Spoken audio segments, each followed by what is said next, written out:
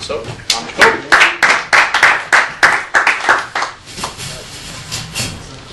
Thanks a lot.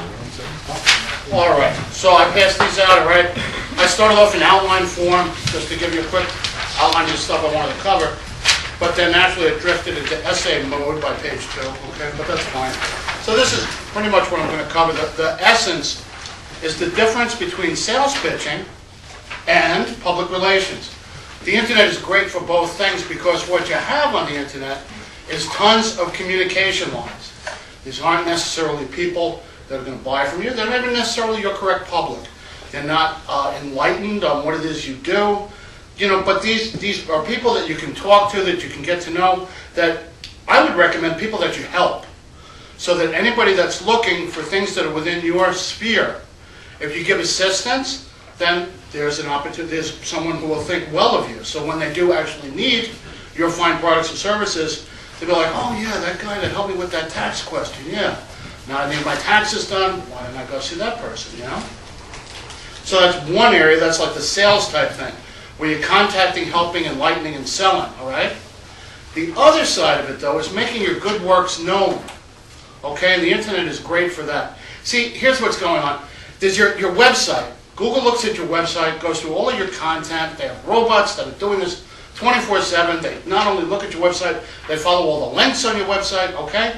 And that's one way they judge you. The other way they judge you is the people that link to you. These are backlinks. This is the people who link to your website, okay? If you get out a killer press release, something really interesting, really engaging that gets picked up a lot, every copy of that press release links back to you because it's got your contact information, it has the location of your office, it has your phone number, it has your website address. So, all right, so what's a press release, okay? It's not a sell sheet. A press release is not information about your fine products and services because that's sales. See, press release, it's got to be newsy. Nobody's going to pick it up if it's just about buying from you. But perhaps you have a new product. Perhaps you just hired somebody.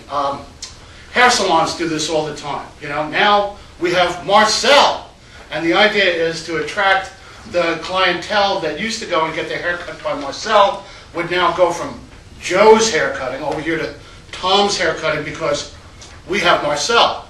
But this is like the internet version of that, right? So you would be getting out a press release where you would announce, now we have, you know, a person who's an expert in the area, which is that field of, you know, what you do, right? So now this person is working for you. That's a newsworthy item that could probably get you some business just because you're enlightening people that you now have this fine person working for you. Another thing would be a new product. You used to do product A, B, C. Now you've added a new one. Now you do product D. So description of that. See, it's not quite sales. It's more informative than it is directly selling. Something that's right on the public relations end of it would be a cause.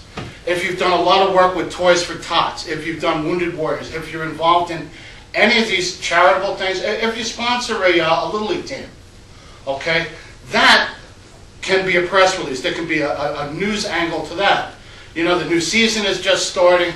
Now this year there's going to be T-ball in addition to Little League, or last year we set a new record for Toys for Tots.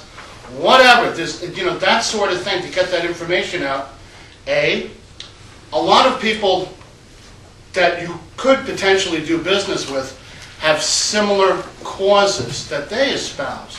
So this is kind of a synergy. This is a chance to tap into that. Okay. There's also the fact that you're not just about business. You're also giving back to the community. Chambers of Commerce are famous for this.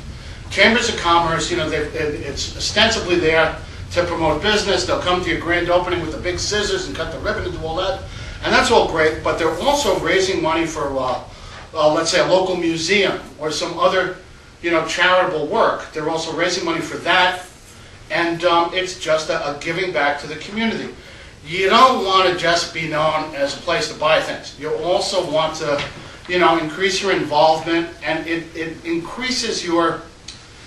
Oh, it increases the communication lines that you're on. Remembering that that's what the internet is fundamentally. That's the whole advantage is there are just a whole lot of communication ones that you can then communicate to people, receive communication from people, okay?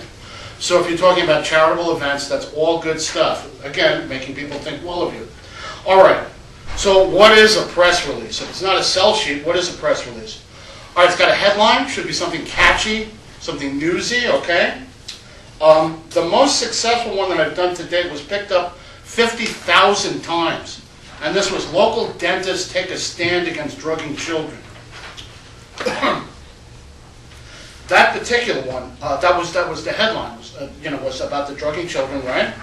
And you've got a URL for your business, whatever the URL is, the name of the author. All right. For a press release, that's most often the owner of the business. Next is the body of the press release, which is 400 to 500 words. Usually, can be a little shorter. You don't want to make it too much shorter. Here's your chance to say what you want to say. If you're going to go over 500 words, it ought to be compelling, okay? It belongs in a particular category. Is this, are you helping the homeless? Is this a medical thing? What exactly are you doing? Okay, your company name, address, and phone number, right? Your keywords. Everybody's got them keywords, right? This is 2013. Yes? No? Pretty much? Yeah? And your keywords are those nouns that have to do with that voodoo that you do. When people are searching for you, they use your keywords to find you. If somebody's looking for Veronica, they're searching elder law. So that's her keyword. So then they find her. Okay, good. Everybody's got it. Fine. So you want to include your keywords. For those of you who track such things, optimum keyword density is 3%. All right. If you go more than that, it could be regarded as keyword stuffing, which is not a good thing. You also want to include either a video link or a picture, some kind of an image. And the image, always nice to have pictures of cute kids or whatever. Always nice to have pictures of, people in need of medical help. It evokes sympathy. This would not necessarily, you can have a big smiling picture of your whole staff. That's always good, but it should be an image that says what you do visually, right? So you can look at it and you go, oh yeah, I get that, okay? There's a page on Facebook. It's called Lost One Earring. And it's got a picture of a bunch of odd earrings circling the number 1. So you look at the picture and you go, Lost One Earring, okay.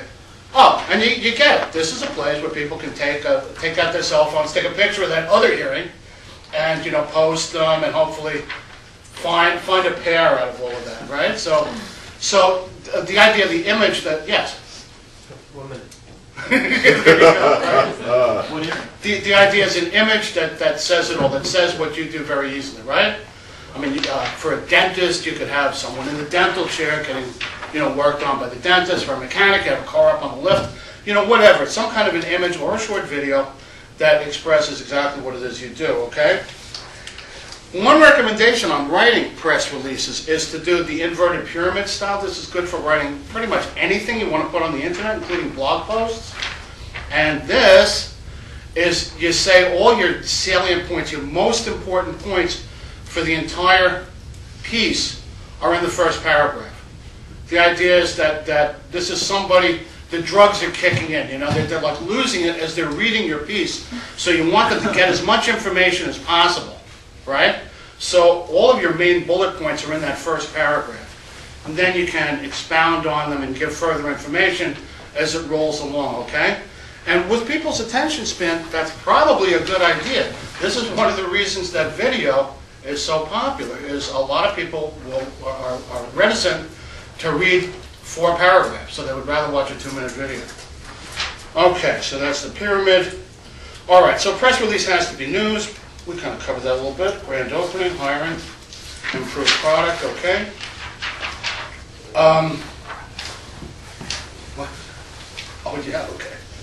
All right, so public relations is not always about news. Charitable things, causes, and communities, of course, okay? One way to get the word out about yourself is by participating in a community that has to do with what you do. For instance, if you're in remodeling, renovation, that sort of thing, there's a group called Houzz, H-O-U-Z-Z, and that's a great link to have coming back to you because it's all about your line of work, about remodeling. So I would encourage participating in communities, okay? Anybody wants to find out any more about this, let's schedule a one-on-one. Thank you.